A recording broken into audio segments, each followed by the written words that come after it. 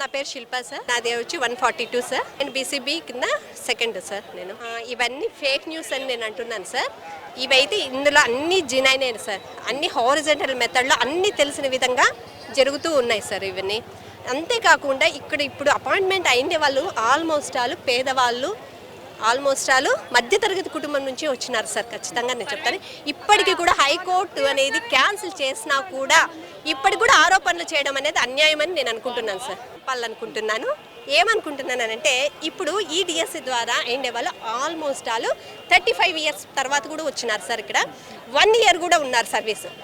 ఎందుకు వచ్చినారు వాళ్ళు? ఖచ్చితంగా సర్వీస్ చేయాలనే వచ్చినారు, లేదంటే టీచర్ జాబ్ మీద ఎక్కువ ఇంట్రెస్ట్ మీదనే వచ్చింటారు. అలాంటప్పుడు 50 లక్షలు పెట్టి 60 లక్షలు పెట్టి ఏదంటే బ్యాంకులో పెట్టేసుకొని నెలకోసారి వడ్డీ తీసుకోవచ్చు కదా సార్, లేదంటే బిజినెస్ చేసుకోవచ్చు కదా. అలాంటప్పుడు ఈ ఆరోపణలు ఎందుకు? అంతే కదా. 1 by 1 ఒకటి తర్వాత నిందలేసినా కూడా దానికి తగిన సమాధానం చెప్పగల శక్తి మాకుంది సార్. జియో నెంబర్ అనేది 77 వాళ్ళు తీసుకొచ్చిండేదే కదా, నిజమా కదా సార్? ఇంకా స్పోర్ట్స్ కోటా కింద చూద్దాం. ఇంకా స్పోర్ట్స్ కోటా కింద చూస్తామంటే వాళ్ళు కూడా డబ్బులు ఇచ్చి అంత అవసరమా సార్? స్పోర్ట్స్ కోటా కింద జాబ్స్ తెచ్చుకొని ఇవన్నీ చేయడం అవసరమా? కాబట్టి ఇవన్నీ ఫేక్ న్యూస్, ఇవన్నీ అసత్య ప్రచారాలే. ఇప్పుడు కర్నూలు అన్నాము, నెక్స్ట్ విజయవాడకైనా టు ఫేస్ అంతే సార్. ఎందుకంటే ఇంకో విషయము, ఒకరు సెన్సిటివ్గా ఉంటారు, ఇంకొకరు రఫ్ అండ్ టఫ్గా ఉంటారు. వాళ్ళ మనసుల్లో బాధ అనేది మాత్రం పోదు సార్. ఇవి ఇలాగే అసత్య ప్రచారాలు జరుగుతూ ఉంటే తగిన సమాధానం అనేది వస్తుంది. ఏ గవర్నమెంట్కైనా ఏదైనా వస్తుంది సార్. నాకు తెలిసి వైసీపీ హయాంలో డిఎస్సి ఇస్తామని చెప్పి ఊరించి ఇవ్వలేకపోయినారు. ఇప్పుడు టీడీపీ వాళ్ళు అనే వాళ్ళు ఒకేసారి మెగా డిఎస్సి ఇవ్వడం వల్ల మేబీ వాళ్ళకి ఏదైనా బాధ కలిగిందచ్చేమో నేను అనుకుంటున్నాను. అంతే. నా పేరు ఎన్ శ్రీకాంత్ నాయక్. నాకు ఎస్టీ కేటగిరీలో వచ్చింది 439 నా ర్యాంకు. వాళ్ళకు చేత కాలేదు కాబట్టి మంచి పని చేసిన మీద ఎవరైనా బురద చల్లాలని చూసా కాబట్టి ఇది 2వ పాయింట్. నేను 4 సంవత్సరాలు ప్రిపేర్ అయ్యి జాబ్ సంపాదించాను. మమ్మల్ని ఎవ్వరు అడగలేదు. ఎందుకు అంటే చంద్రబాబు నాయుడు గారి హయాంలో ఇప్పుడుంటే టెక్నాలజీ డెవలప్ అయింది కాబట్టి ఏదో అవకతవకలు జరిగినాయని అంటున్నారు. 2000 సంవత్సరం నుండి చంద్రబాబు హయాంలోనే డిఎస్సి ఎక్కువ జరిగాయి. అప్పుడు జరిగి ఉండొచ్చు కదా, అప్పుడు ఎందుకు జరగలేదు? ఇప్పుడు జరిగిందా? అంటే వీళ్ళకు చేత కాదు కాబట్టి ఏదో బురద చల్లాలి, అది కామనే. కాబట్టి మేమైతే సీఎం సార్కి ధన్యవాదాలు చెప్పుకుంటాం. ఇప్పటికైనా డిఎస్సి అంటే చంద్రబాబు నాయుడు అంటే డిఎస్సి రిజర్వ్ కేటగిరీ వాళ్ళకి ఓపెన్ అభ్యర్థులు. అంటే ఇప్పుడు ఎస్టీ సపోజ్గా నేను చెప్తానండి, ఎస్టీలో 9 పోస్టులు ఉంటాయి, ఎస్టీలో 2 ఓపెన్లో ఉంటాయి, ఉమెన్స్లో 2 ఉంటాయి, ఇంకా జనరల్లో 6 ఉంటాయి. ఆ విధంగా లెక్కించుకుంటూ పోతే ఎవరి కేటగిరీ వాళ్ళకి ఇవ్వడం జరిగింది, కానీ అలా ఏం జరగలేదు, ఎవరు వాళ్ళకి జరిగింది. నేను మెగా డిఎస్సికి 8 ఇయర్స్ నుంచి ప్రిపేర్ అవుతున్నాను సార్. సో ఈ 8 ఇయర్స్లో చాలా స్ట్రగుల్స్, అంటే ఇంటికి ఫ్యామిలీకి దూరంగా ఉండి పిల్లల్ని పెట్టుకొని చాలా కష్టపడి చదివాను. ఇంట్లో చదివించే వాళ్ళు ఉన్నా కానీ మనము ఇంట్లో పనులు చేసుకుంటూ చదవాలంటే చాలా కష్టం కదా. అలా మెరిట్లో మేము జాబ్ తెచ్చుకొని కూడా ఇలా అవమానాలు పడాలంటే మాకు చాలా ఇబ్బందిగా ఉంటుంది కదా సార్. లేదు సార్, మాకే ఉంది కదా ఎగ్జాంపుల్, మేమైతే ₹1 కూడా ఏం పెట్టలేదు సార్. ఇది మా కష్టార్జితంతోనే మాకు జాబ్ వచ్చింది. అంటే చాలామందికి పాయింట్స్ మార్కులో జాబ్ రాలేదు, అది మాత్రం కొద్దిగా బాధాకరమే. ఎవరైతే కొద్దిగా కష్టపడి, అంటే లక్ కూడా ఉండాలంటారు కదా, సో పాయింట్ల తేడాలతో జాబ్స్ పోయాయి కొంతమందికి, ఆ పాయింట్ ముందున్న వాళ్ళకి జాబ్స్ వచ్చాయి, అదే తేడా సార్. ఇదంతా ప్రక్రియ అయితే మొత్తము కన్ఫర్మ్గా బాగానే హారిజంటల్ రిజర్వేషన్ కానీ మొత్తం అన్నీ బాగానే చేశారు సార్. అంటే నార్మలైజేషన్ కూడా సెషన్స్ వైజ్గా ఏదైతే టఫ్గా ఇచ్చారో పేపర్, దానికి మార్క్స్ యాడ్ అవ్వడం కానీ, అండ్ ఈజీగా ఉన్న పేపర్కి కలవకపోవడం కానీ అంతా బాగానే ఇచ్చారు. దీనికైతే మాకు సాటిస్ఫైగా ఉంది సార్. మాకు జాబ్స్ రావడానికి కూడా కారణమైంది. ఇదంతా వాళ్ళు ఏదో అంటే దాన్ని పట్టుకొని వేలాడుతున్నారంటే ఏం జరగదు.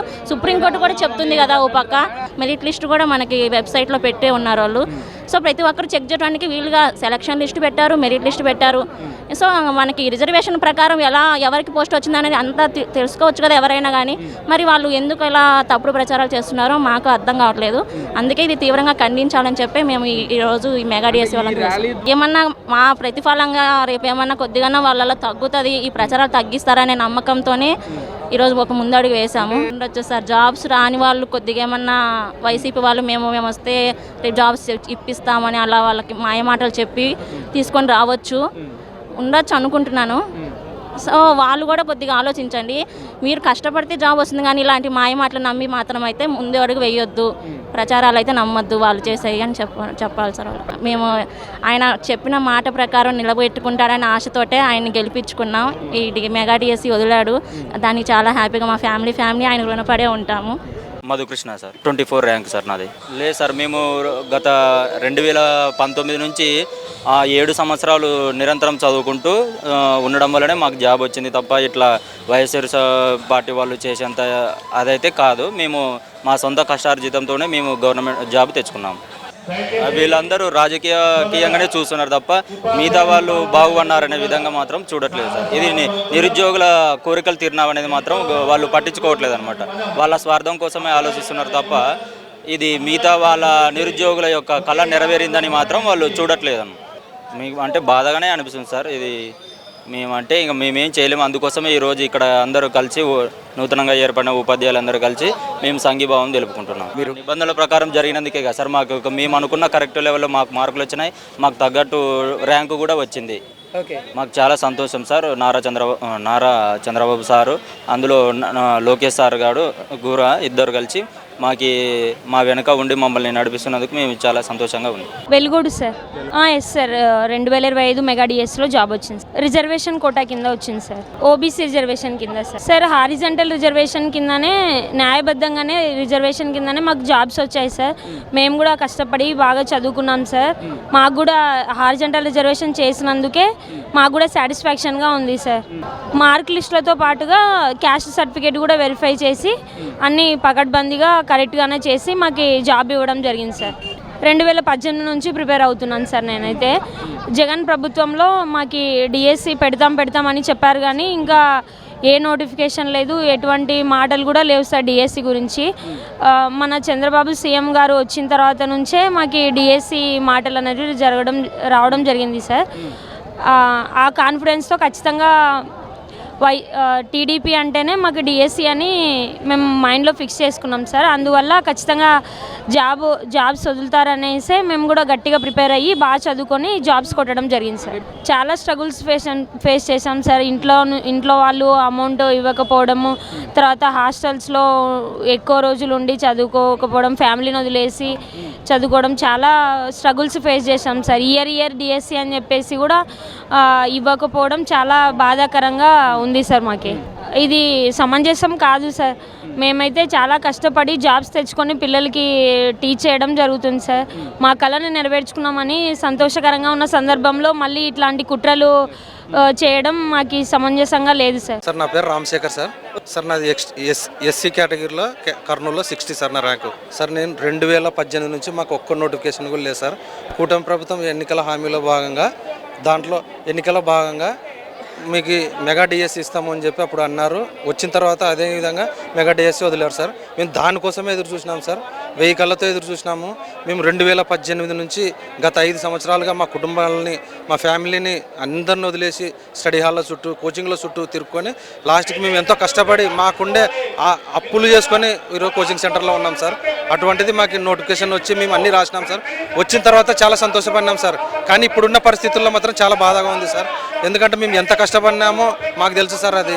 కానీ ఇప్పుడు చేస్తున్న గవర్నమెంట్కి ఆపోజిట్గా చేస్తుంటే అది వాళ్ళ మీద కాదు మా మీద ఉన్నట్టు ఉంది సార్. అది దానికి మేము ఎంతో బాధపడుతున్నాం సార్. పక్కగా హారిజంటల్ రిజర్వేషన్ ఉంది సార్. దాంట్లోన వాళ్ళు హారిజంటల్ రిజర్వేషన్ అర్థం కాకపోవడమే వాళ్ళకు ఉండే మైనస్ సార్. పక్కగా హారిజంటల్ రిజర్వేషన్ అప్లై చేసినారు సార్. లేదు సార్, మేము స్పోర్ట్స్ కేటగిరీగా సార్. స్పోర్ట్స్ కేటగిరీలో కూడా మాకు ట్రైనింగ్లో కలిసినారు సార్. వాళ్ళని కూడా అడిగినాం ప్రత్యక్షంగా. హ్యాండ్బాల్ ప్లేయర్లు కానీ, ఖోఖో ప్లేయర్లు కానీ ఎవరైతే నేషనల్స్ ఉన్నారో వాళ్ళు మాత్రం పక్కా వచ్చినారు సార్.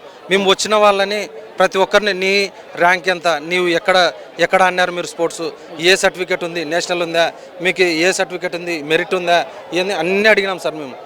కాబట్టి అటువంటి ఆరోపణలు చేయడానికి లేదు సార్. వాళ్ళు కూడా జెన్యూన్గా వచ్చినారు సార్. అదే సార్, మా బాధను వర్ణించడానికే సార్. ఇది న్యాయబద్ధంగా వచ్చినాం, మేము కష్టపడి వచ్చినాం. దీన్ని ఖండించాలనుకున్నాము. ఈరోజు ఖండించడానికనే మా బాధ్యతకు వచ్చినాం సార్ మేము. 2018 డిఎస్సిలో జస్ట్ 2 మార్క్స్ వల్ల నాకు డిఎస్సి మిస్ అయింది. ఆ తర్వాత 1 సంవత్సరం తర్వాత డిఎస్సి వేస్తారు, ఇంకో సంవత్సరం తర్వాత డిఎస్సి వేస్తారని ఆల్మోస్ట్ 6 years తర్వాత మేము డిఎస్సి రాసినాం. అంత కష్టపడి చదివిన దానికి ఇప్పుడు ఫేక్ ఎలిగేషన్స్ పెట్టి మేమందరం ఫేక్ సర్టిఫికేట్స్ పెట్టి జాబ్ తెచ్చుకోవడం అనేది ఎంత మట్టుకి నిజం కాదు. మేము అందరం చాలా కష్టపడి చదివినాం, కష్టపడి మేము జాబ్ తెచ్చుకున్నాం. జై మెగా డిఎస్సి.